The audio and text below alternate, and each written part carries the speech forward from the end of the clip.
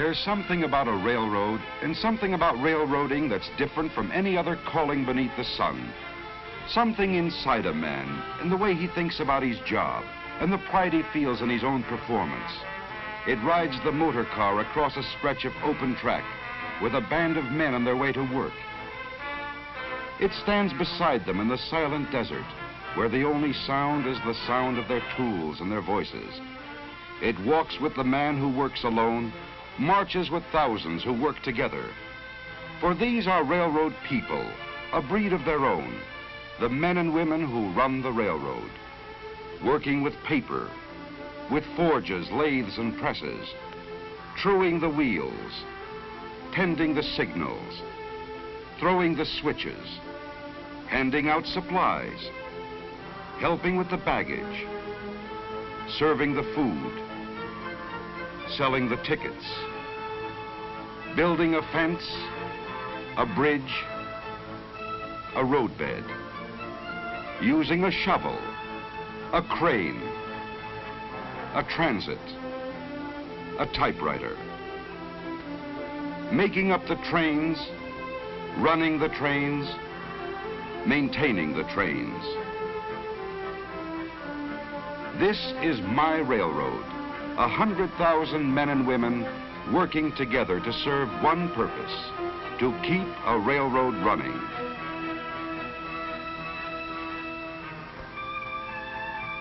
In the beginning, there was nothing. No rail, no roadbed, no rolling stock. Nothing but untouched wilderness.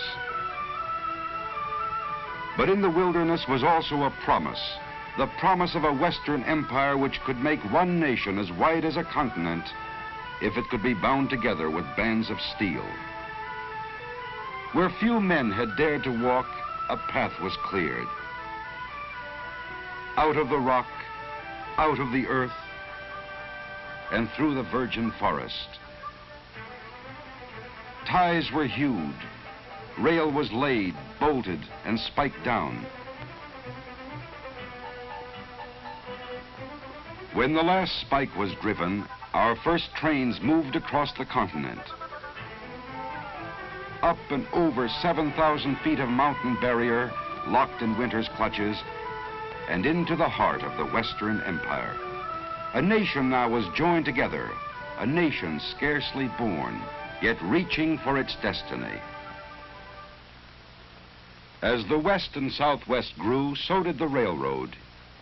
Until today, those rails which once bravely spanned the mountain have become an interlocking network, binding together the far west, the southwest, and the south, linking them in turn with the mid-continent, and through many connecting lines, hauling traffic across the nation. Hauling the products of the forest, lumber from the Siskiyous, the Cascades, the Sierra, from New Mexico, Texas, and Louisiana. Hauling the products dug from the earth, the metals, the chemicals, the oil. Hauling the products of the soil, fruits and vegetables from the garden spot of the nation, transported to distant cities as if distance were non-existent. Hauling the products of the factory, fashioned into the shape of things our people need. Hauling the people of a free nation, a people free to move and travel at their will without answering to any man. This is my railroad, a service performed by 100,000 men and women who share a common pride, knowing how to run a railroad.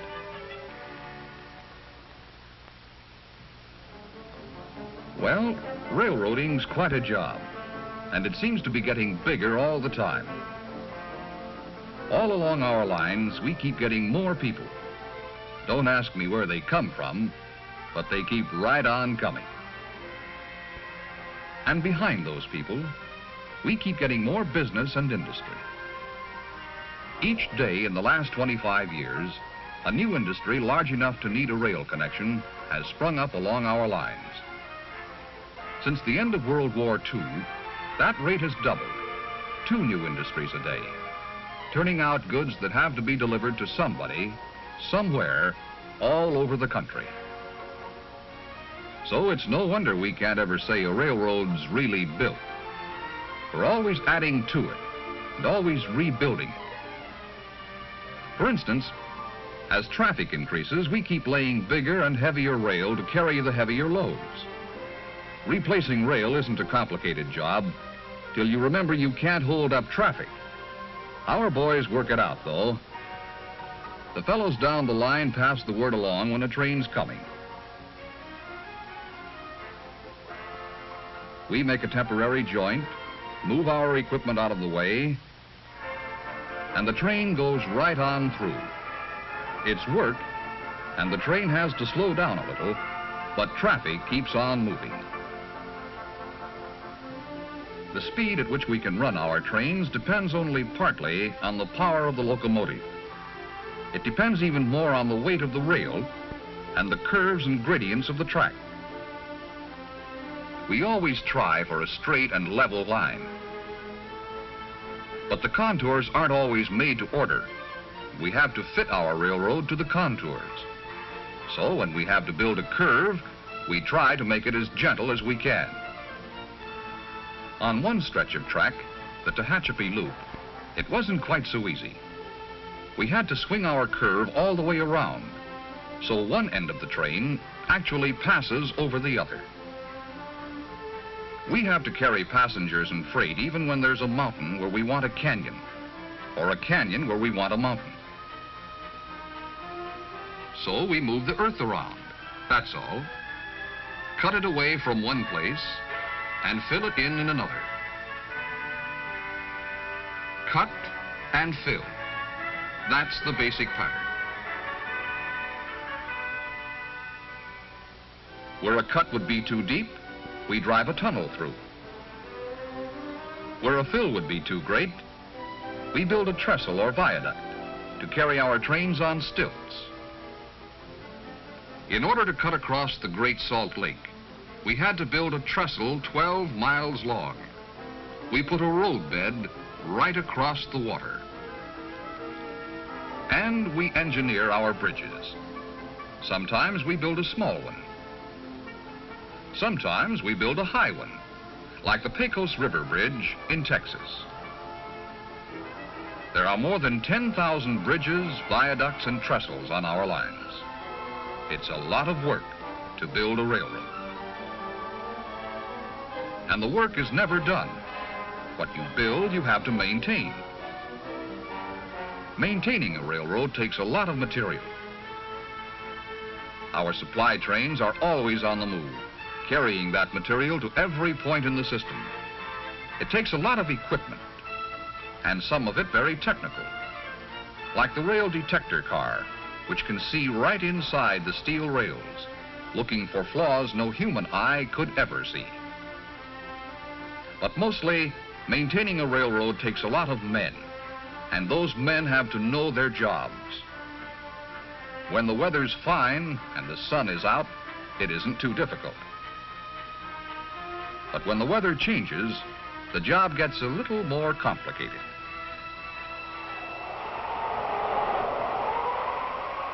When the wind whips up a desert sandstorm, we've got a real fight on our hands.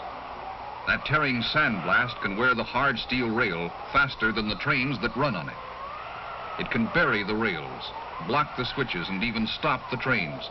So, our men must fight it. This is no easy way to make a living, but railroad men can take it, working as steadily as the wind itself, for as long as the wind keeps blowing.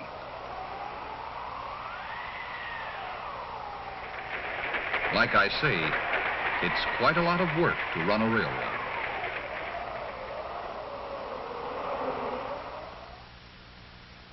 Who are these people who run the railroad, who keep the railroad running?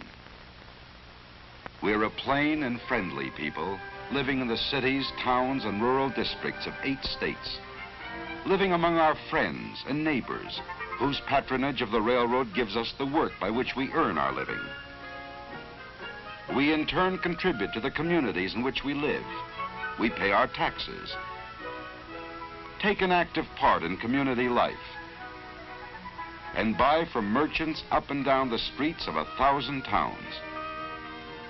We're members of clubs, women's clubs and service clubs, and members of sports clubs too, both as players and as spectators. We all have fun, don't we, Bub?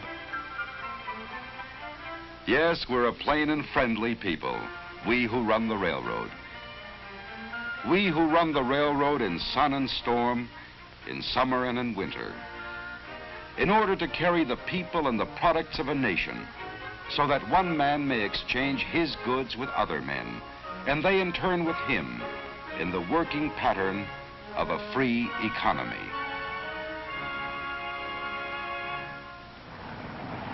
We haul a lot of stuff, all right, but getting it to the right place at the right time isn't just a matter of hooking a lot of cars together and running them over the line.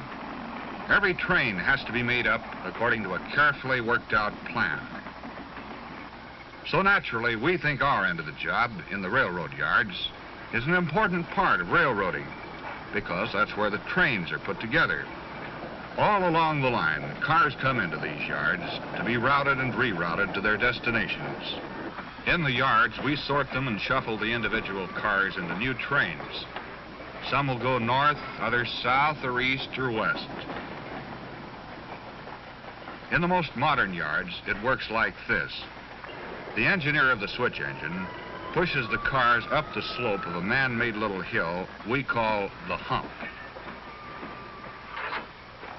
When the yardman pulls the coupling pin, the car rolls by itself down an easy grade. To see that it doesn't roll too fast, the operator in the first tower sets a control. And down on the track, the wheels of the car get an electronic squeeze to slow it down. It's still a little too fast, so another control is set, and a second set of squeezers brings it down to proper speed. Now, the operator in the next tower takes over and sends it to the right track to join up with other cars slated for the same destination. It has to be handled just right. Maybe there's furniture in that car, or maybe a load of dishes. If it rolls down the hump too fast, it'll hit like a head-on collision. It's got to come in real easy, right to the coupler like a cushion.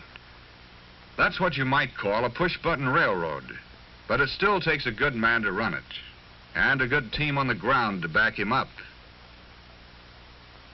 Where one man's job ends, another man's takes over. As the newly made-up trains pull along the throat track to the departure yard, a yard clerk calls in the number of each car to the yard office. SP 58228, PFE 178693. For every train we make up in the yard, we make up a train on paper, too. By keeping a record of their movements, we know where any shipment is anywhere along our lines at any time. On automatic machines, we cut a card for every car in every train. The cards are routed through other machines that automatically cut teletype tapes and dispatch a copy of each card to as many as 60 different offices which may be interested in the train. Later, at junction points across the continent, the progress of each car will again be teletyped ahead.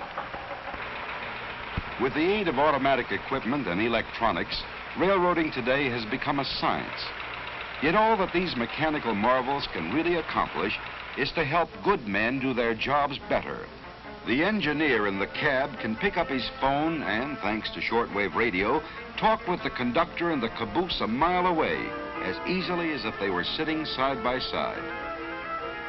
The conductor works from wheel reports, which, once made up by hand, are now made up by machine.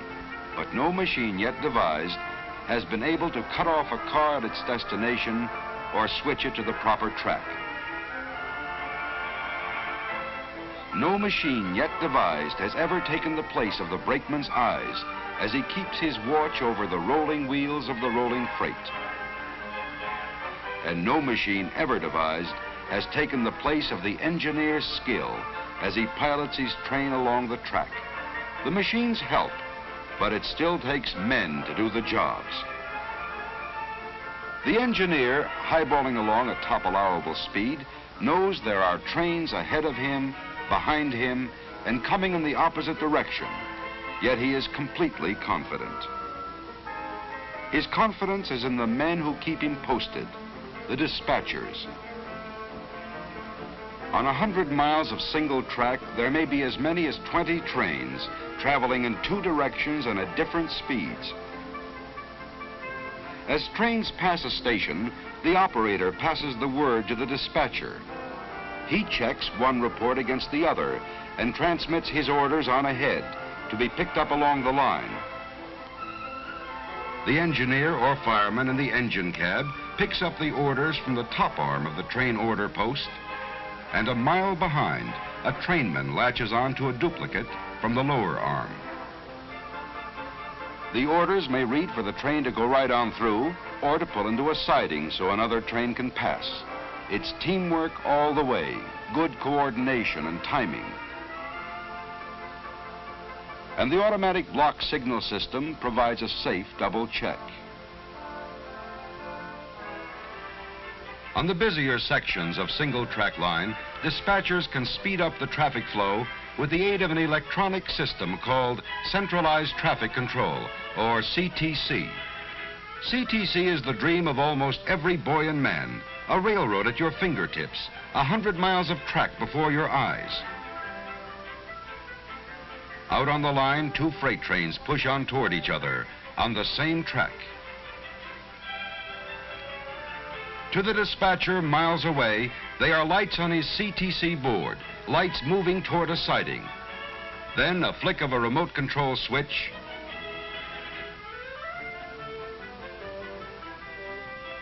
one freight takes the siding, the other train keeps right on rolling.